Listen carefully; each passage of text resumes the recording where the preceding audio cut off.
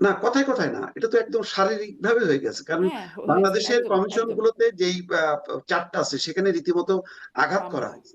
এবং আজকে মানে একদম বাংলাদেশ সীমান্তের কাছে এসে মানে বিক্ষোভ ছড়াচ্ছে বিজেপি।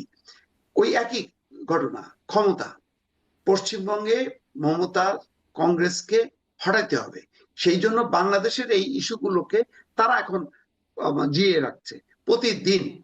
আসামে গত পরশুদিন আসামের 50টা স্পটে বিক্ষোভ হয়েছে। কল্পনা করতে পারেন? আসাম তো একেবারে এমন না যে পশ্চিমবঙ্গের মতন একটু দূরে আছে, কিন্তু সেখানেও সংগঠিত। কারা আসামে ক্ষমতায় আছে? কারা? তারা মাথা চাড়া দিচ্ছে। পশ্চিমবঙ্গে শুভেন্দু অধিকারীরা মানে প্রাণপণ চেষ্টা করছে যে এই পরিস্থিতিটা যাতে জিয়ে থাকে এবং তারা সেটাকে ক্যাশ করতে চায়। এবং তার অংশ হিসেবে আজকে একজন মুসলিম যুবককে পিটায় তারা হত্যাও করছে, বিবিসির খবরে আছে। অর্থাৎ এইগুলো হচ্ছে নির্বাচন পর্যন্ত, ওদের বিধানসভা নির্বাচনকে সামনে রেখে বিজেপি এটাকে খেলতেছে। খেলতে খেলতে বিপদটা হলো এই যে কতদূর গড়াবে আমি জানি না। কারণ আমার কাছে মনে হচ্ছে যে ওই উগ্রপন্থীদের সাথে বাংলাদেশের এই উগ্রপন্থীদের একটা যোগসাজশ মানে থাকতে পারে, যে তোমরাও ক্ষমতায় আসো, আমরাও ক্ষমতায় আসতেছি, সুতরাং আমাদের হচ্ছে এই পুঁজিটা নিয়ে আমাদেরকে লড়তে হবে, এটাই আমাদের হলো পুঁজি। এইরকম খেলাটা মারাত্মক হয়ে যেতে পারে।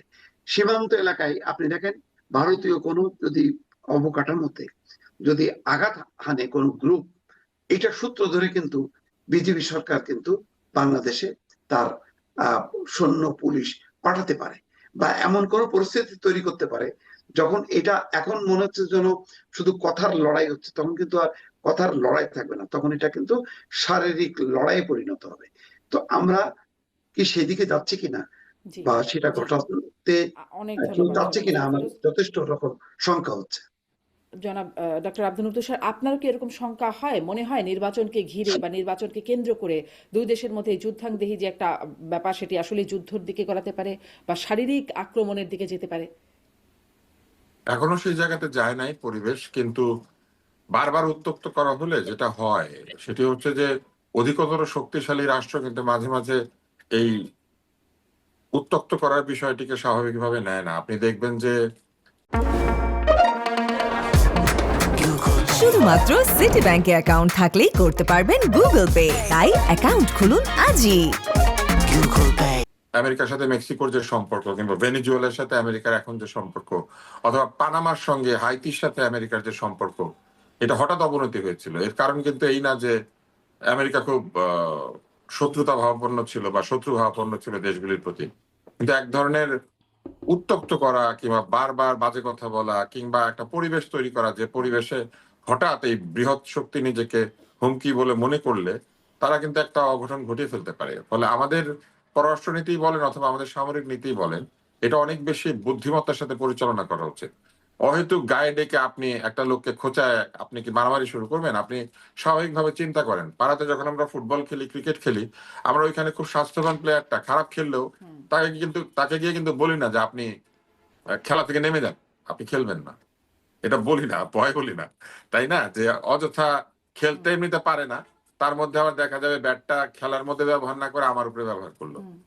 তো এই জন্য একটা পরমাণু শক্তিধর দেশ, যার অনেক ধরনের সামরিক শ্রেষ্ঠত্ব আছে, তাদের সাথে আমাদের এই সব মানে উৎপাত না করে, এটা ধরেন পাকিস্তান, আফগানিস্তান ওরা উৎপাত করুক, ওদের তো মানে ওইসব ধরনের অভিজ্ঞতা আছে, যুদ্ধের অভিজ্ঞতা। তার একটা বড় ব্যাপার হচ্ছে পরমাণু শক্তিও আছে।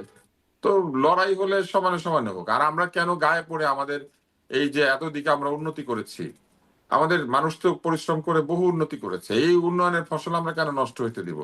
আমরা কি কারণে হয়তো একটা লড়াই করে আমরা আমাদের ফসলের উৎপাদন, আমাদের গার্মেন্টস এর উৎপাদন, আমাদের রপ্তানি, এইসবকে বাধাগ্রস্ত করার কোনো কারণই আমি দেখি না। আমি যেটা দেখি, কিছু লোক এই উৎপাদ করার চেষ্টা করছে শুধুমাত্র রাজনৈতিক উদ্দেশ্য হাসিল করার জন্য। তারা এগুলা করে ভাবছে তাদের ভোট বাড়বে অথবা তাদের অনুসারীরা খুব উজ্জীবিত থাকবে। এছাড়া তারাও খুব ভালো করে জানে যে চিকিৎসা বলেন বা অন্য যে কোনো কিছু বলেন, জি, নানান ভাবে এরাও কিন্তু মাঝে মধ্যে ভারতে যায়। জি, জি। তো তার মানে ভারতের উপরে উদ্দেশ্য এরা সেই বরং অনেক একই, বেশি ভোট আর নির্বাচন। অনেক বেশি ডিপেন্ডেন্ট। তাই অহেতুক আমি মনে করি যে এইসব উৎপাত না করে বরং ঠান্ডা মাথায় এগুলিকে বিচার বিবেচনা করা উচিত। অনেক ধন্যবাদ। একদম শেষ প্রশ্ন, খুব ছোট্ট করে এক দুই লাইনে যদি শুনি যে আপনারা দুজনই গণমাধ্যম ব্যক্তিত্ব, সেখান থেকে এই প্রশ্নটা করতে চাই যে ডেইলি স্টার সম্পাদক মাহফুজ আনাম, তিনি তার এটি আগের বক্তব্য, তিনি বলছেন যে আমরা যদি কখনো মিডিয়া বান্ধব সরকার প্রধান পেয়ে থাকি সেটি এখন পেয়েছি। আর এখন তার বক্তব্য মানে শোনা যাচ্ছে এই সময়ের বক্তব্য যে বাক স্বাধীনতা বা মত প্রকাশের স্বাধীনতা অনেক দূরের কথা, বেঁচে থাকাই এখন কঠিন হয়ে পড়েছে। ডাক্তার আব্দুল নূর তুষার, মানে তার এই দুই সময়ের বক্তব্যকে আপনি কিভাবে দেখেন?